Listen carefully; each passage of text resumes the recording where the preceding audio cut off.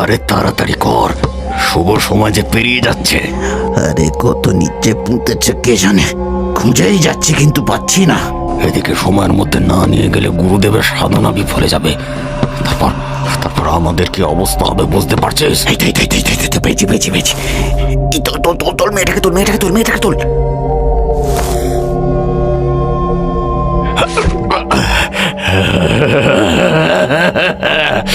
এইবার গুরুদেবের উদ্দেশ্য সফল হবে, আর তিনি হবেন এই পৃথিবীর রাজা।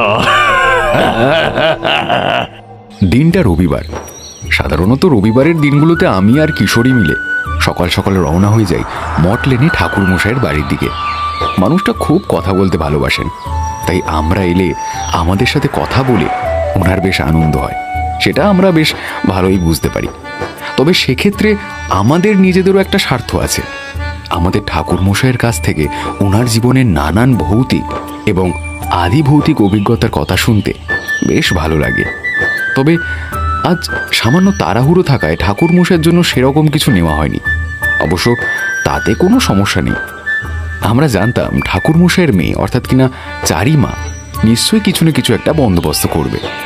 আমরা ওনার ঘরে গিয়ে আমাদের জন্য নির্দিষ্ট দুটো চেয়ার টেনে নিয়ে বসতেই তিনি বললেন, আমি ঠিক জানতাম তোমরা আসবে, তাই তো চারিমাকে গরম গরম লুচি ভাজতে বলেছি। এই এলো বলে।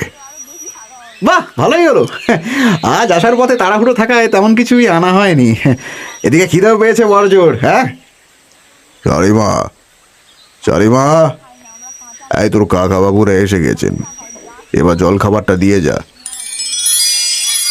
কিছুক্ষণ পরেই প্লেট ভর্তি লুচি, সাদা আলুর তরকারি আর মিষ্টি নিয়ে ঘরে ঢুকলো ঠাকুরমশাইয়ের মেয়ে। আমাদের সামনে জলখাবারের থালাটা নামিয়ে রাখতেই কিশোরী বলে উঠল, কি ব্যাপার বলুন তো ঠাকুরমশাই, আজ এত আয়োজন যে? আজ কোনো বিশেষ দিন নাকি? হ্যাঁ, আজ আমার চারিমায়ের জন্মতিথি যে। মা, কাকা বাবুদের প্রণাম করো। বেঁচে থাকো মা, বেঁচে থাকো, সুখে থাকো। আরে আরে ঠিক আছে ঠিক আছে, শতায়ু হও।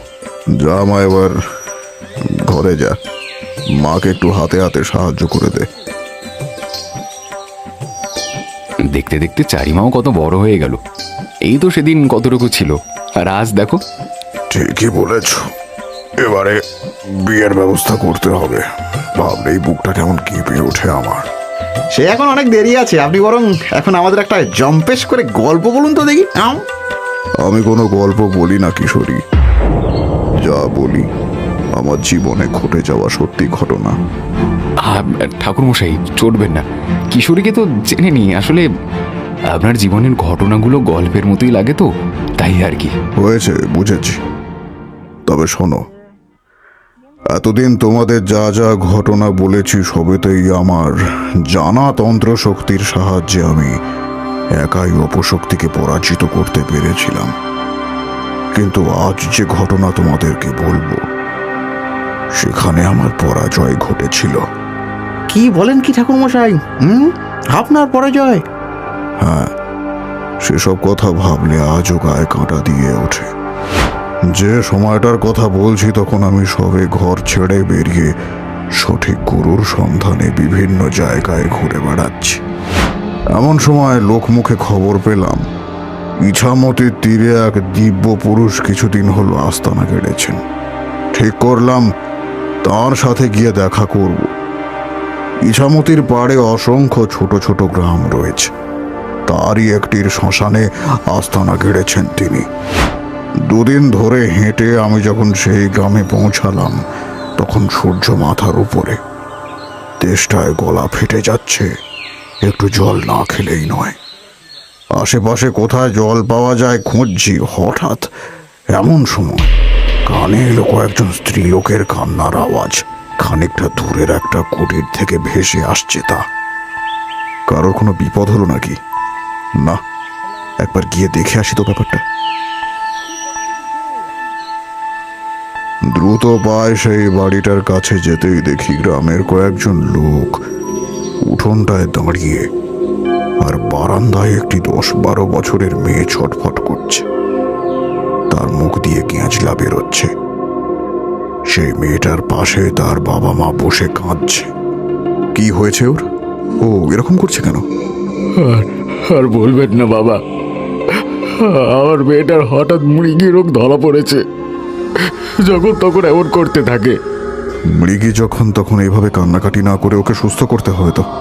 এই বলে আমি আমার ঝোলা থেকে একটা শেকড় বের করে মেয়েটাকে খাইয়ে দিলাম।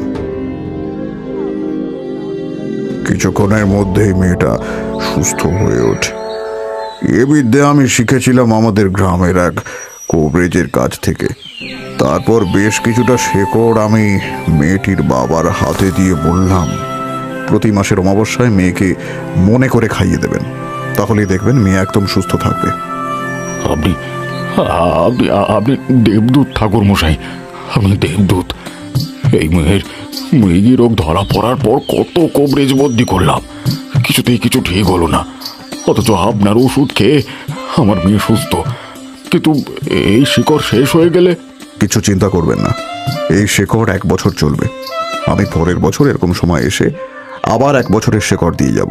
আর হ্যাঁ, পর 3 বছর প্রতি মাসের অমাবস্যায় নিয়ম করে এই শেকড় খাওয়ালে আর মৃগী হবে না। কি বলে যে আপনাকে ধন্যবাদ দেব বুঝতে পারছি না বাবা। সত্যি, আপনি যদি এই ওষুধ না দিতেন আমার আমার মুন্নির বিয়েও দিতে পারতাম না। ঈশ্বরের উপরে ভরসা রাখুন, উনি সব ঠিক করবেন। আজ আমায় বিদায় দিন। এই বলে আমি ওখান থেকে বিদায় নিয়ে সেই দিব্য পুরুষের সন্ধানে আবার বেরিয়ে পড়ি। এরপর ধীরে ধীরে সময় এগিয়েছে। মধুসুন্দরী দেবী আমাকে কৃপা করেছেন। তবে প্রতি বছর সেই মেয়েটির জন্য শেকড় দিয়ে আসতে আমি ভুল করিনি। মেয়েটির সাথে আমার এক স্নেহের সম্পর্ক তৈরি হয়ে গিয়েছিল। বড্ড ভালোবেসে ফেলেছিলাম তাকে। গল্পটা এখানেই শেষ হতে পারত, কিন্তু আসল ঘটনা ঘটল এরপর। শেষ বছর শেকড় দিয়ে আসার প্রায় 6 মাস পরের ঘটনা। পথে পথে ঘোরার অভ্যাস ছাড়তে পারিনি।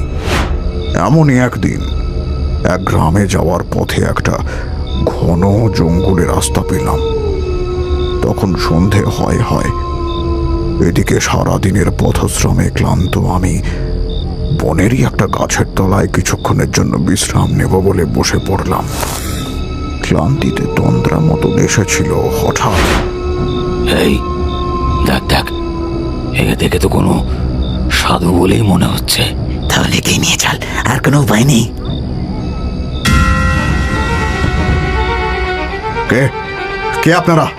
আমরা কে জেনে তোর লাভ নেই, চল আমাদের সাথে। কোথায়?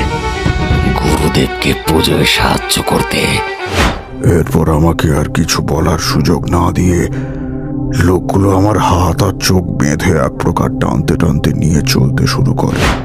বেশ কিছুক্ষণ হাঁটার পর একটা জায়গায় এসে ওরা আমার চোখ খুলে দেয়।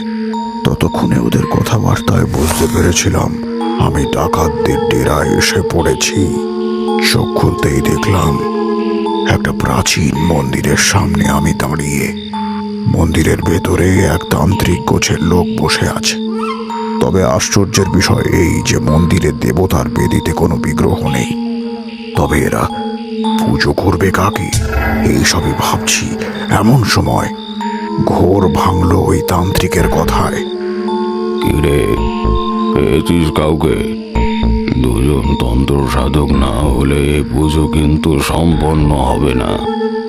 ওই বিশুতান্ত্রিক মরে গিয়ে যত সমস্যা হলো। পেয়েছি গুরুদেব। এই দেখুন, এই লোকটা পোশাক আশাক দেখে তো তান্ত্রিকই মনে হচ্ছিল। একেই তুলে নিয়ে এসেছি। এই এই এই যা, গুরুদেবের কাছে যা। উনি যা যা যেভাবে বলবেন সেভাবে করবি। বেগর বাই করলে কিন্তু প্রাণ হাতে ভিড়তে হবে না।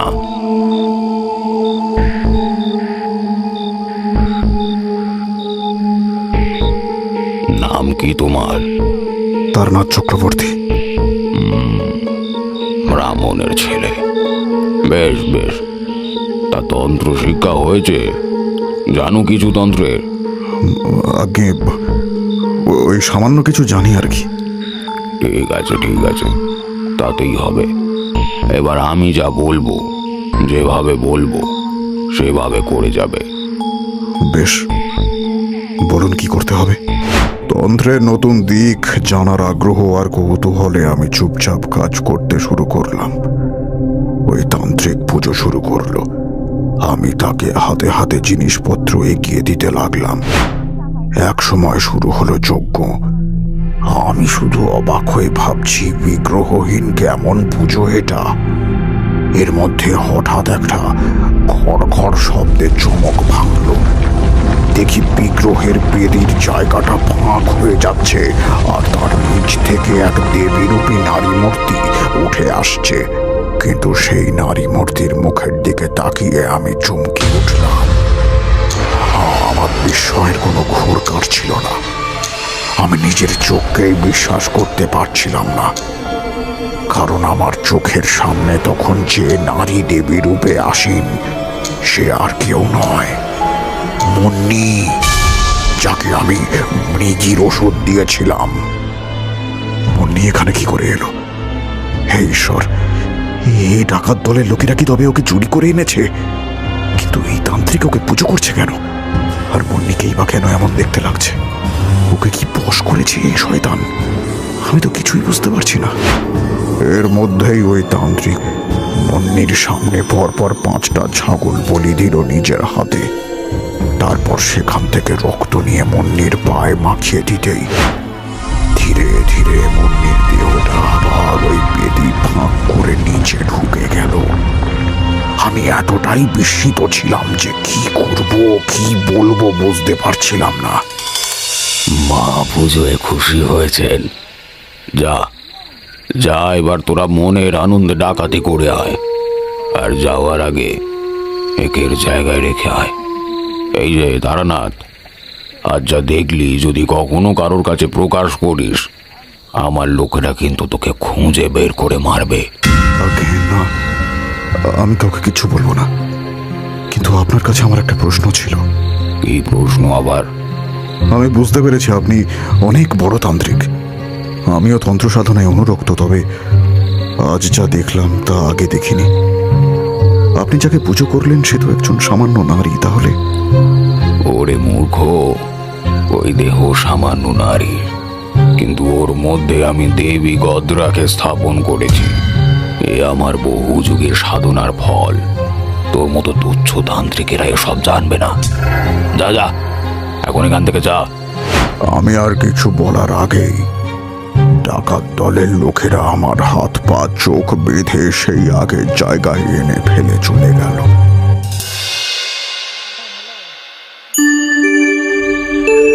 ততক্ষণে ভোর হয়েছে। আমি ভাবতে লাগলাম, যা বুঝলাম ওই তান্ত্রিক একজন উচ্চমার্গের সাধক। ও যে কোনো উপায়ে মুন্নিকে বন্দি করেছে। ওর সাথে লড়াই করাটা খুব একটা সহজ কাজ হবে না, কিন্তু মুন্নিকে তো আমাকে উদ্ধার করতেই হবে। তবে তার আগে আমাকে জানতে হবে মুন্নি ওখানে গেল কিভাবে। এই ভেবে আমি তখনই হাঁটা লাগালাম ভবানী চাটুর্যের বাড়ির উদ্দেশ্যে। পরের দিন বিকেলে যখন ভবানীর বাড়ির সামনে পৌঁছালাম, ভেতর থেকে অনবরত কান্নার আওয়াজ আসছে। আমি খানিকটা ইতস্তত করে ঘরে ঢুকে দেখি ভবানী পাগলের মতন বসে বসে কাঁদছে। আমাকে দেখে সে চমকে উঠল। ঠাকুরমশাই, আপনি? কি ব্যাপার ভবানী বাবু, আপনি এভাবে এখানে বসে কাঁদছেন কেন? মুন্নি, তার মা, ওদের কাউকে দেখতে পাচ্ছি না। সব শেষ ঠাকুরমশাই, সব শেষ। আমার সব শেষ হয়ে গিয়েছে। আমি একাই পুরো বাড়ি আগলে বসে রয়েছি। আমার মৃত্যু নাই। সব শেষ মানে? কি হয়েছে একটু খোলসা করে বলুন না। ঠাকুরমশাই, আপনি যে শিকড় দিয়ে গিয়েছিলেন, ওটা কি মুন্নি সুস্থই থাকতো। তবে মেয়ে আমার বড্ড ভুলো মোনা। প্রতি অমাবস্যায় মনে করে ওর মাই ওষুধটা খাইয়ে দিত। গত অমাবস্যার আগে ওর বাপ হঠাৎ খুব অসুস্থ হয়ে পড়ে, আর মুন্নিও সব দিক সামলাতে গিয়ে ওষুধের কথা ভুলে যায়।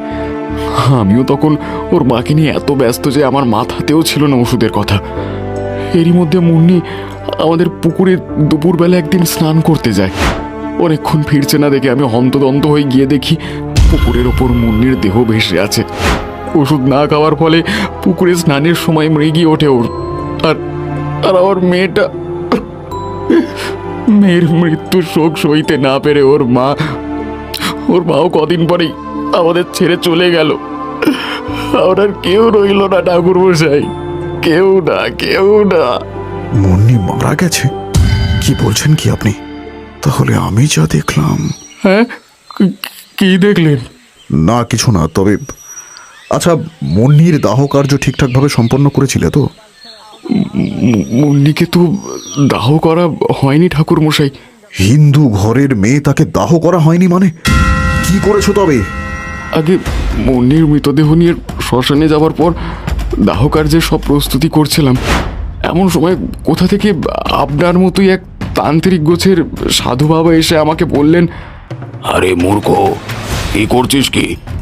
এই মেয়েকে দাহ করে এই গ্রামে মহামারী ডেকে আনবি নাকি? মানে আপনি কি বলছেন সাধু বাবা? আমার মেয়ের দাহ কার্যের সাথে গ্রামের মহামারীর কি সম্পর্ক? আলবাত সম্পর্ক আছে। এই মেয়ের মুখ থেকেই বোঝা যাচ্ছে কাল যুগের মৃত্যু হয়েছে। এখন এই মেয়েকে যদি দাহ করা হয় তবে গ্রামে মহামারী নিশ্চিত। এই মেয়েকে সমাধি দিতে হবে। ওই সাধু বাবার কথা শুনে আমার সাথে থাকা গ্রামবাসীরা আর কেউ মুন্নিকে দাহ করতে চাইল না। আমিও গ্রামের ভালোর কথা ভেবে ওই শ্মশানেরই একটি অসত্য গাছের নিচে মুন্নিকে সমাধি দিয়ে এসেছি। আমাকে একবার মুন্নির সমাধির কাছে নিয়ে যেতে পারবেন? হ্যাঁ চলুন, আপনিও তো বড় ভালোবাসতেন মেয়েটাকে।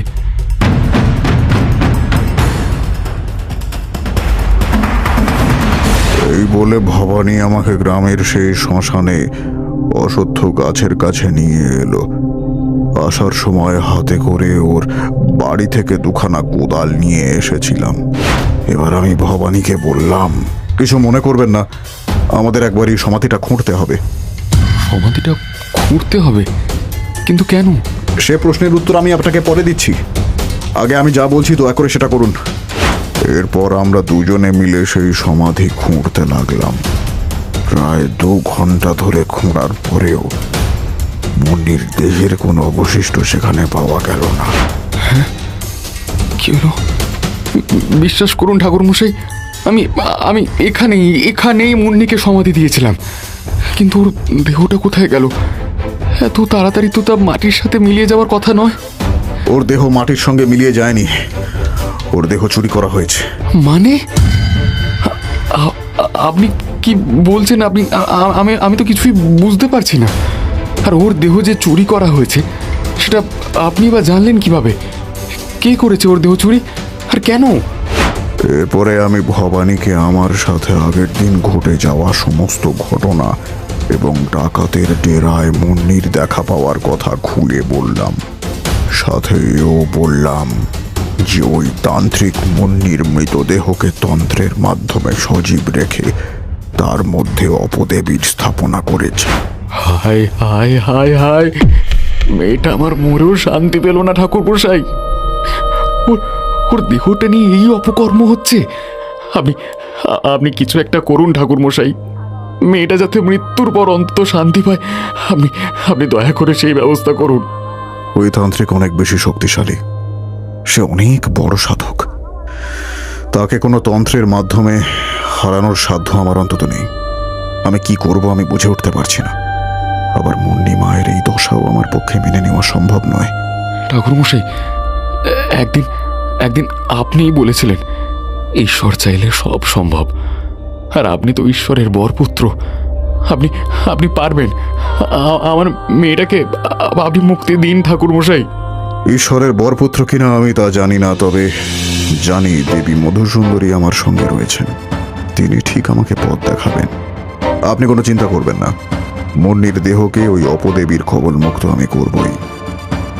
কিন্তু ঠাকুর মশাই, আপনি তো বললেন ওই ডাকাতেরা আপনাকে চোখ বেঁধে নিয়ে গিয়েছিল আর চোখ বেঁধেই নিয়ে এসেছিল।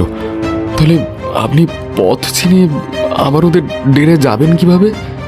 ওখানে যজ্ঞের সময় আমার হাতে তেল মাখানো সিঁদুর লেগেছিল।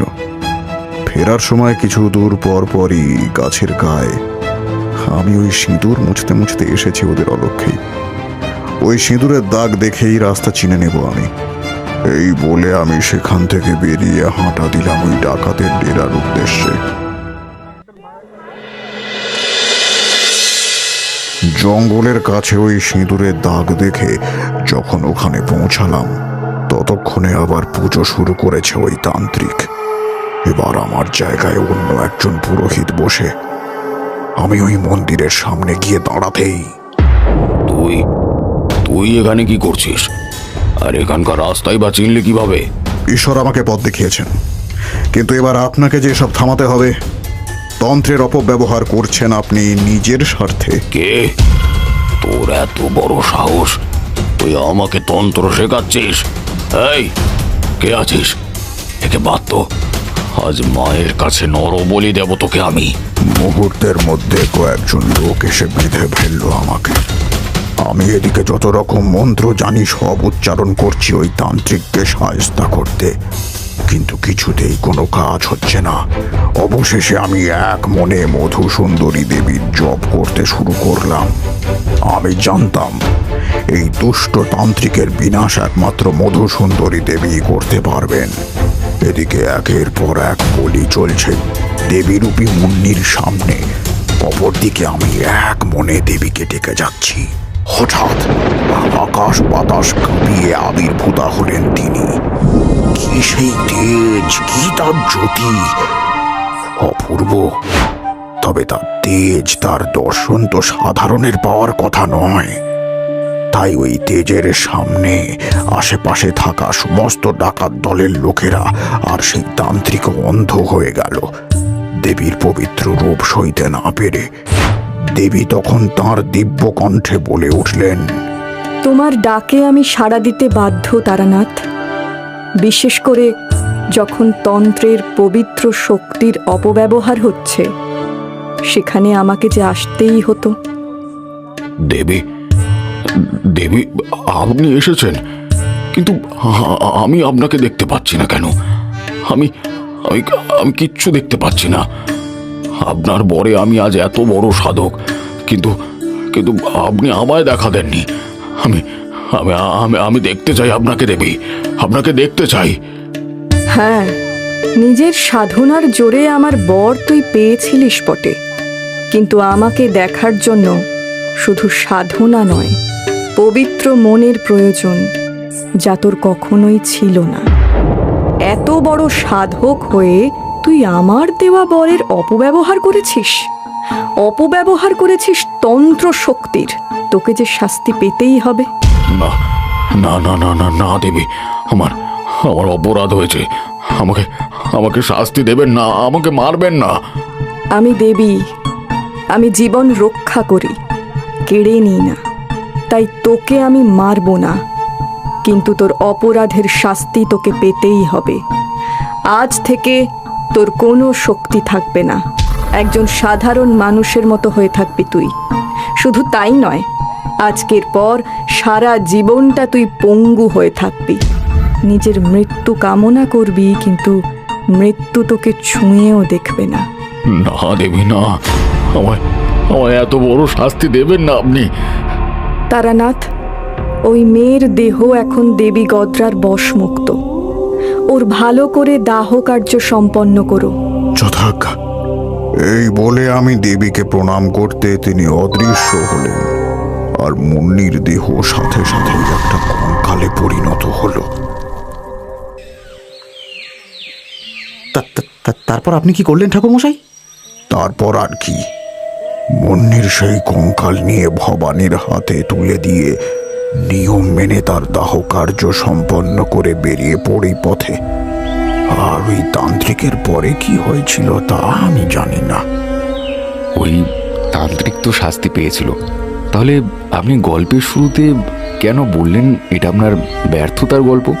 তার কারণ দুটো। প্রথম, আমি চেষ্টা করেও মুন্নিকে তার ভবিতব্যের হাত থেকে বাঁচাতে পারিনি। দ্বিতীয়, ওই তান্ত্রিককে শাস্তি দিয়েছিলেন মধুসুন্দরী দেবী। আমি সেখানে কিছুই করতে পারিনি। হ্যাঁ, কিন্তু আপনি জব না করলে তো দেবী আসতেনই না। বাবা, বলছি দুপুরের খাবার তৈরি হয়ে গেছে, মা ডাকছে।